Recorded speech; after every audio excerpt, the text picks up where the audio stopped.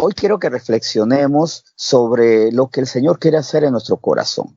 Ciertamente Él nos dice, sobre toda cosa guardada, guarda tu corazón, porque Él mana la vida. Así está escrito en el libro de Proverbios, capítulo 4, versículo 23. Pero reflexionando sobre esto, lo que el Señor quiere hacer en nuestro corazón, vamos a ver cuál es el resultado de un corazón purificado, un corazón que agrada a Dios. Cuando el cristiano ha sido limpiado por la palabra de Cristo, se convierte en una nueva criatura que se reconoce por actitudes extraordinarias de bondad, sin rencores ni envidias. Es evidente la ausencia de temores o resentimientos. Esta ausencia de temores o resentimientos permite al cristiano ver un sentido perfecto a todo lo que Dios permite o propicia. Todo lo malo, lo triste, lo confuso, lo escaso, así como la abundancia y la bendición vista en el amor, en la restauración. En todo yo veo un propósito. Pablo obviamente era un hombre que sabía tener un propósito, o encontrar más bien el propósito en todo lo que estaba viviendo. Hoy comenzamos a hacer la lectura de Filipenses 1. De Filipenses hicimos un estudio hace poco cuando comprendimos el trasfondo, o más bien todo el contorno de Filipenses 4:13, todo lo puedo en Cristo, como Cristo que me fortalece. Ya habíamos examinado Filipenses 1. Hoy vamos a poder verlo detallándome, no saliendo de otro capítulo que no sea ese. Y comienzo a leer desde el versículo 1. Pablo y Timoteo, siervos de Jesucristo, a todos los santos en Cristo Jesús que están en Filipos con los obispos y diáconos. Gracia y paz a vosotros, de Dios nuestro Padre y Señor Jesucristo. Una carta de estos siervos dirigido a autoridades y a cristianos, a los creyentes de la iglesia primitiva. Dentro de todo esto, vemos que Pablo tenía una actitud extraordinaria, pura, siempre buena, y de hecho se constata, iniciando esta carta, el versículo 3, doy gracias a mi Dios siempre que me acuerdo de vosotros. Siempre en todas mis oraciones rogando por todos vosotros, por vuestra comunión en el Evangelio desde el primer día hasta ahora. Cuando yo me puedo acordar siempre de las personas de forma grata, es porque en mi corazón hay precisamente esa gratitud por conocerlas. Conocer a las personas no solo porque sean buenas, sino porque a veces son duras, porque son difíciles. No solo porque me han respondido bien, sino porque aún respondiéndome mal, yo no tengo nada contra ellos. Normalmente las personas que están muy amargadas tienen recuerdos terribles o tristes de otras personas. Y pasa con las personas que tienen corazones contaminados, que recuerdan del prójimo al malvado en primer lugar. Viven pensando mucho en el daño de los malvados, o incluso a veces siendo injustos, porque de las personas que aman recuerdan perfectamente en qué le han fallado, mas no recuerdan o olvidan rápidamente o desestiman el favor que han recibido de ellos. Ese es un corazón contaminado que yo decido escoger y que decido desechar.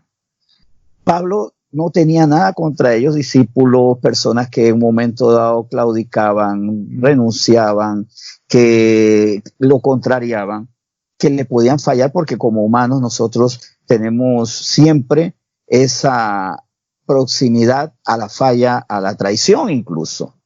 Pero para Pablo esto no era importante. Su corazón estaba impermeabilizado ante la contaminación de la ofensa de los demás. Y eso debe ser un modelo para nosotros. ¿Qué yo estoy pensando de los demás?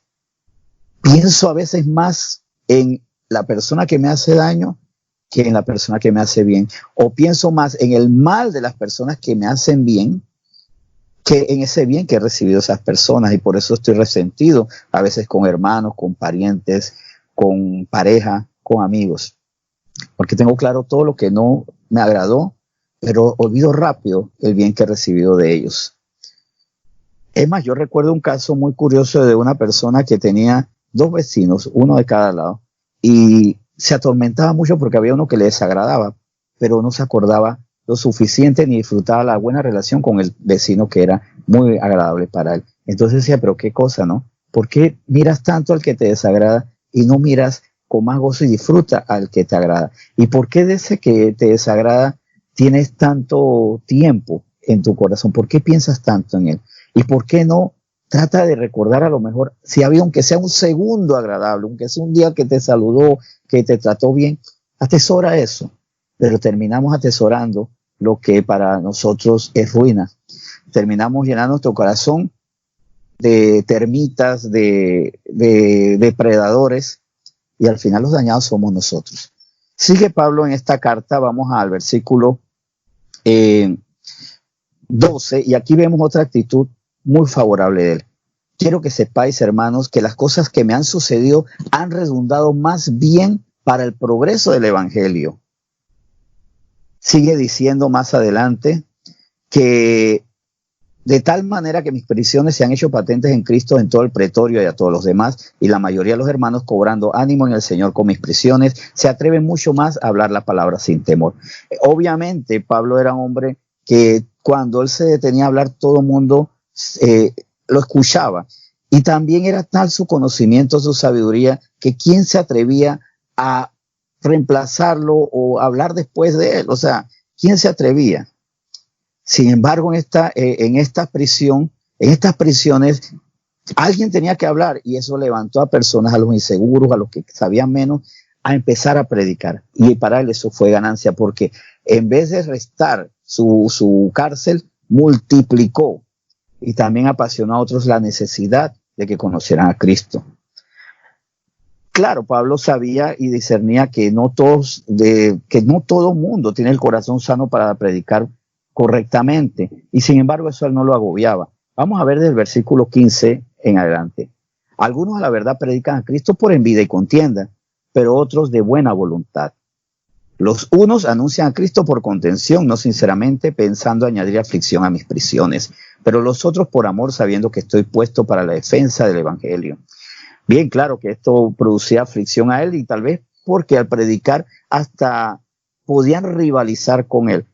A veces yo hablo de Cristo para hacer sentir mal a los pecadores, y a veces hasta los temas le tengo nombre específico, o puede ser para que mi iglesia sí sabe, la tuya no. Mi ministerio es mejor que el tuyo.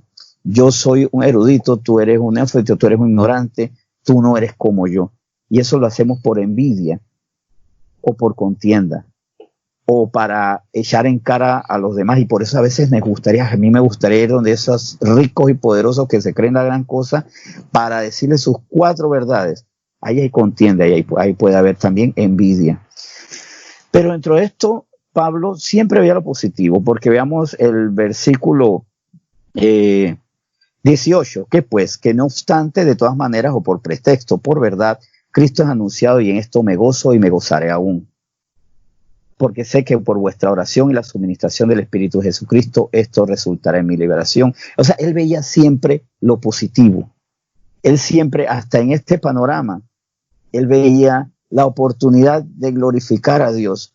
Y tal vez una persona, y esto es evidente, tal vez un pastor está diciendo esto para hacerle daño a alguien en la congregación. Este tema lo estoy diciendo para que le haga daño a otras personas. Sin embargo, a lo mejor alguien que está ahí, que está ausente de las malas intenciones, de los deseos ocultos, de lo escondido, de lo complicado de este tema, sí es tocado y es llevado al arrepentimiento. Dios usa su palabra por encima de mi propia carnalidad y mi propia iniquidad. Y eso era lo que para Pablo era una gran esperanza.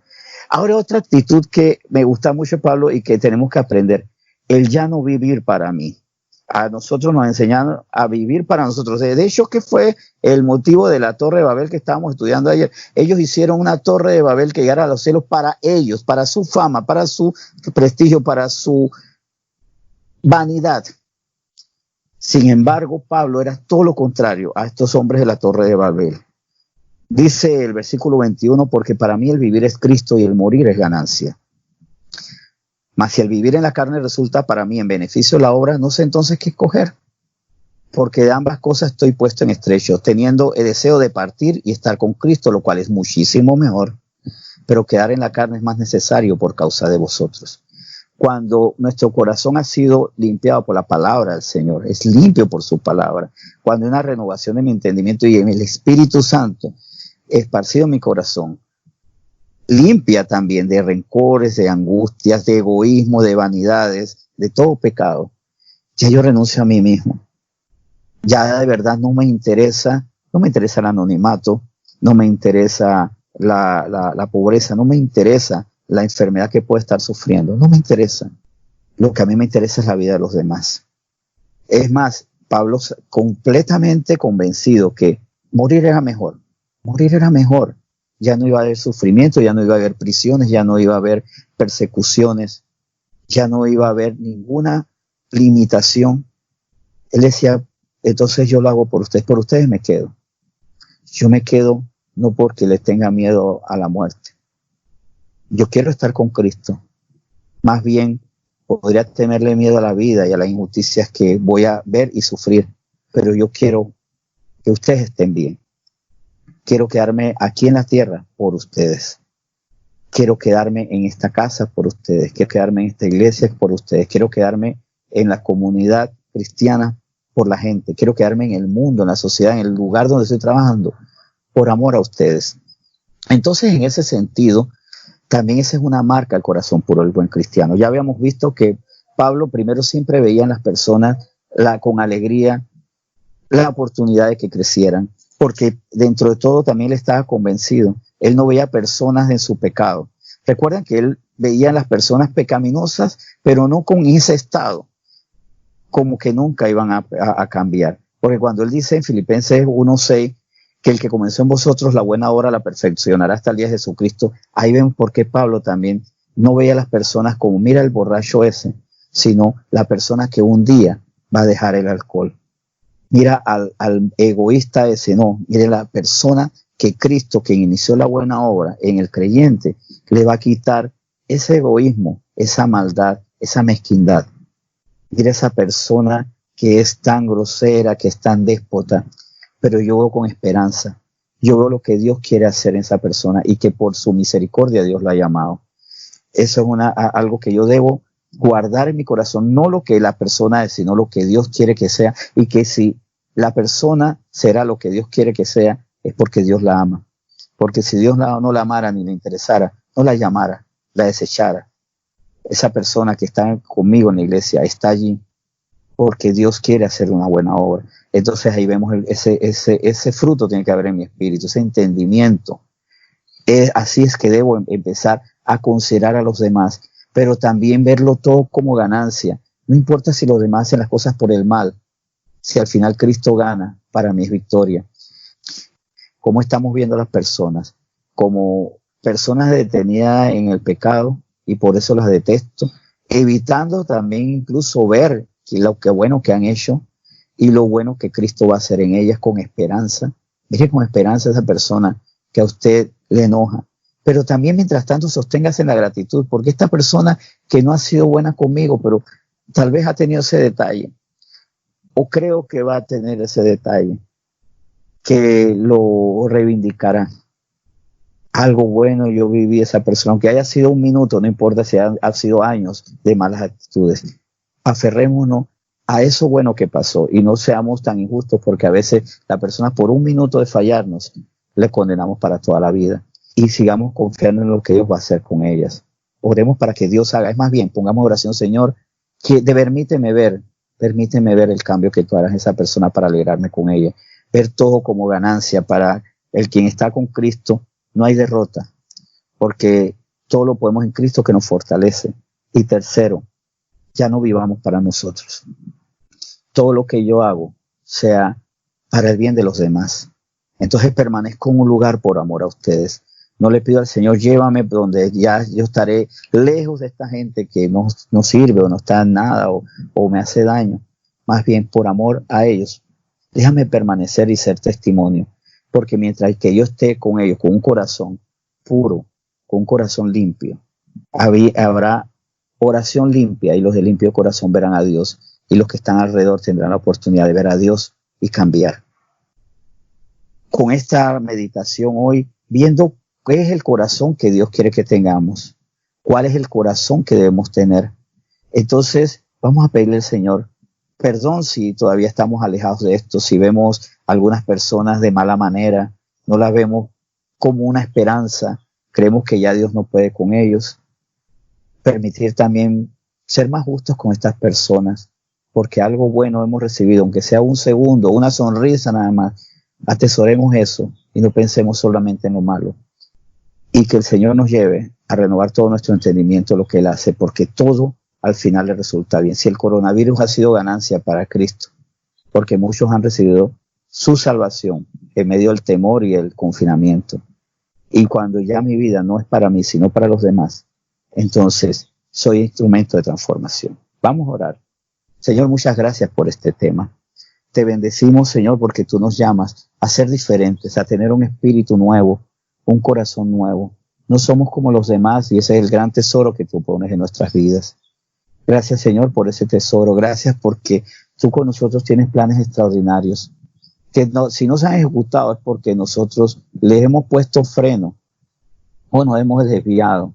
Hemos dejado que el daño que nos han hecho las personas nos contamine, negando lo bueno que sí recibimos y negando lo bueno que tú harás con ellos, porque esa es una promesa que el que continuó, el que inició la buena obra, no se detendrá, no dejará de hacerlo por fidelidad, por amor, y nos permitirá ver el fruto de tu poder. Señor, esas personas que hoy nos harán tristeza serán las que luego nos darán alegría, y por ellas oramos. Gracias, Señor, porque todo resulta para bien y porque tú nos llamas a que ya no nos enfoquemos tanto en nosotros, sino en los demás, y que enfocarnos en los demás sea nuestro deleite. Por eso hoy te bendecimos y te damos nuevamente gracias en nombre de Jesús. Amén.